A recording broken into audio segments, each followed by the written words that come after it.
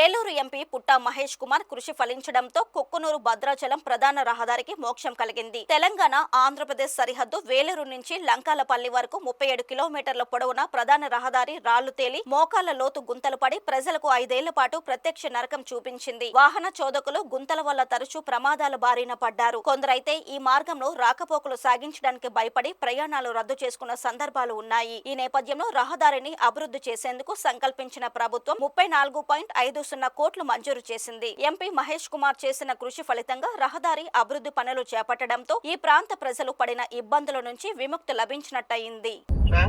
కుక్కునూరు మండలం అండి, కుక్కునూరు మండలము పోలవరం దండి. అవునండి, ఎగ్జాక్ట్లీ అండి. అతను ఏం చేశాడు, జిఎస్బి డబ్బులు వేసేసి వదిలేశాడు. అది టోటల్ గా ప్రాబ్లం అయిపోతుందండి. అది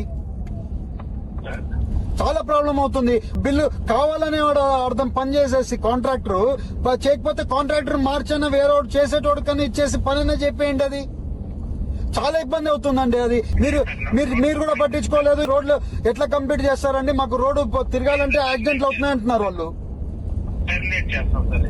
టర్మినేట్ చేసండి, వేరే వాళ్ళు ఎవరైనా చేసేటోళ్ళకి ఇవ్వండి. నేను రేపు మాట్లాడి ఎల్లుండి నుంచి అతను వాటరింగ్ చేస్తే చేస్తారు, లేకపోతే అతను టర్మినేట్ చేస్తారు. ఏదో ఒకటి సీరియస్ వర్క్ చేయమనండి, చేసి బిల్లులు ఎట్లా ఒకటి వచ్చేట్లు మేము మాట్లాడుకొని చేస్తామండి. బట్ వర్కే చేయకుండా మధ్యలో ఆపేసి వర్క్ నేను బిల్లులు ఇచ్చే వరకు నేను పని చేయనంటే మాత్రం టర్మినేట్ చేసి వేరే వాళ్ళకి ఇచ్చేసేయండి. వర్క్ జరుగుతుంది. మళ్ళీ 10 వర్కులు వాళ్ళ బిల్స్ ఎట్లయినా ఇస్తామండి. ఎట్లయినా గవర్నమెంట్ ఇవ్వాల్సిందే, బిల్స్ ఇస్తాం. బట్ పని అయితే జరగాలి కదండి.